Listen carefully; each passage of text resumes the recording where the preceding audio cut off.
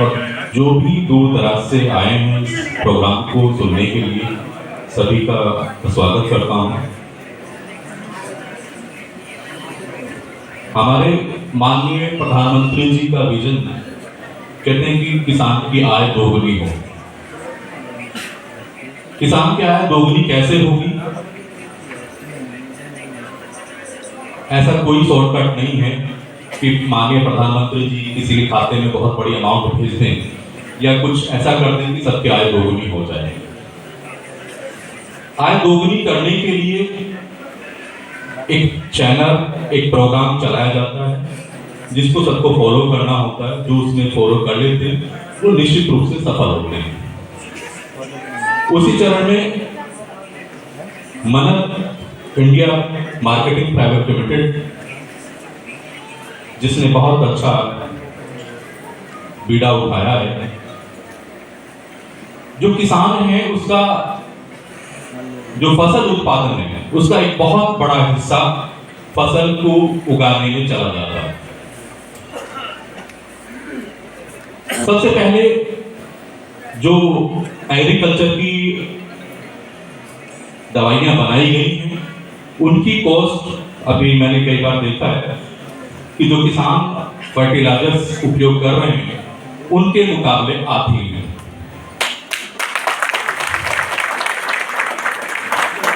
तो किसान के लिए सबसे बड़ी उपलब्धि ये है कि जो उसका काम 10 रुपए में हो रहा था अब वो 5 रुपए में होने वाला है। उसके बाद जब उसने फसल उगाई, अभी तक हम देखते आ रहे थे कि कोई इक्का दुक्का किसान ऑर्गेनिक खेती करता था, जैविक खेती करता था, तो जिसके कारण उसको उसकी फसल का उचित मूल्य नहीं मिल पाता था। परंतु जब एक बड़े स्तर पे ऑर्गेनिक फार्मिंग होगी, अच्छा उत्पादन होगा, तो हमें निश्चित रूप से उसके मूल्य भी अच्छे मिलेंगे।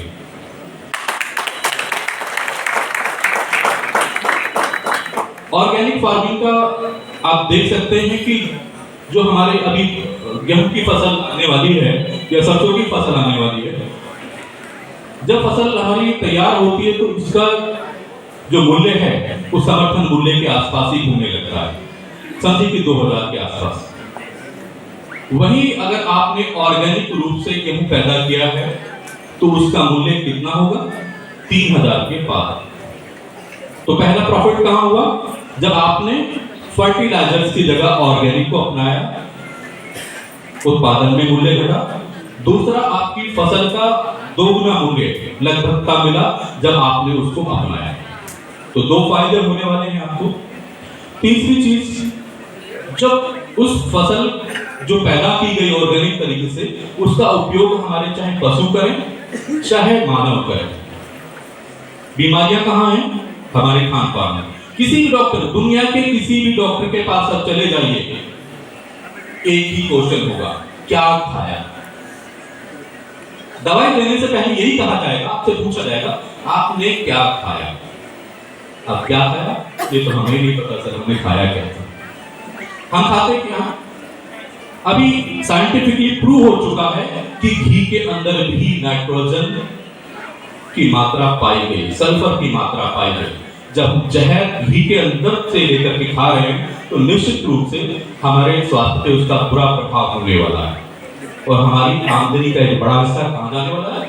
डॉक्टर के पास। तो तीसरा फायदा हमें कहां मिलने वाला है? जब हम उस उत्पादित फसल का स्वयं उपयोग करेंगे तो जो डॉक्टर के पास पैसा जाने वाला था वो भी हमारा घटने वाला है। 3 चीज हो गई। चौथी चीज, आज जो युवा है वो क्या चाहता है? पढ़ लिख के नौकरी। हमारा देश युवा देश है, हमारे पास संसाधन सीमित हैं, नौकरियां सीमित हैं। हमारा व्यक्ति जो भी जॉब में जाता है वो चाहता है कि मैं 60 साल तक नौकरी करूं। ऐसे कुछ ही लोग होंगे जो अपनी समय सीमावधि के अंदर ही अपना वापसी आ जाते हैं, सेवानिवृत्ति देते हैं। तो ऑप्शन कम है। उसका सबसे बड़ा ऑप्शन ये है कि जब हम दूसरे देशों से सीखें, जो हमारे यहाँ का दूसरे देशों में चला गया उसे हम वापस लाने में लगे हैं।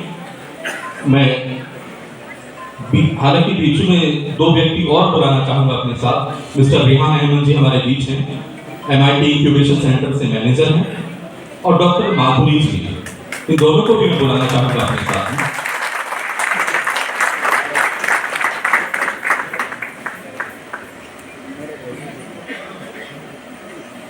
आपका स्वागत है सर इस मंच पर।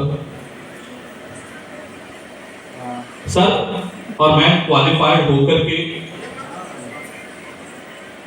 जब पहली मुलाकात मेरी इनसे हुई थी तो एक छोटा सा मिशन लेके मैं भी चला। क्या था? गाय के गोबर और गोमूत्र से एक नया बिजनेस खड़ा करना। हमने जो बहुत सारे दिव्यांग साथी हैं उनको क्या किया, ट्रेनिंग किया, उनको गाय के गोबर और गोमूत्र से उपयोग सिखाया, और उसी कड़ी में मुलाकात हुई रेहान अहमद जी से, माधुरी जी से। और आज अभी आगामी इन्वेस्टर समिट होने वाला है लखनऊ में, जिसके लिए चुना गया है मेरठ से राजबाला प्राकृतिक प्रोडक्ट्स प्राइवेट लिमिटेड, जो एक ऐसी संस्था होगी जो केवल दिव्यांगों के लिए कार्य कर रही है, उन्हें आत्मनिर्भर बनाने के लिए कार्य कर रही है। अगर हम दिव्यांग जनों को आत्मनिर्भर बना सकते हैं तो सामान्य भाई बहनें हमारे सामने खड़े हैं, मैं समझता हूं वो बहुत अच्छे से अपना जीवन निर्वाह नहीं, जीवन निर्वाह तो सभी कर रहे हैं, बस एक पक्षी है, एक पशु है, वो भी कर रहे हैं, सबकी अपनी अपनी जिम्मेवारी है। पर अगर कुछ इनोवेटिव करना है, इनोवेटिव करेंगे तो निश्चित रूप से हम रोजगार ढूंढने नहीं निकलेंगे, रोजगार देने निकलेंगे। रविंद्र पुडीन जी ने एक ऐसी रास्ता अपनाया कि जिसकी समाज को जरूरत है। आप स्वयं का अपना कार्य करें, नौकरी ना ढूंढें, नौकरी नहीं मिलने वाली। 15 साल तक तो निश्चित रूप से आप भूल जाइए कि सरकारी नौकरियों में कोई भूचाल आने वाला है, 15 साल नहीं आने वाला है। अब 15 साल तक नौकरियां नहीं आएंगी तो घर में तो नहीं बैठोगे।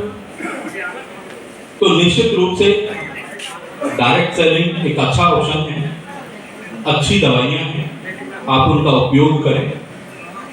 जो उपयोग करेगा उसको ज्यादा समझाने की जरूरत नहीं है कि आप करना क्या है।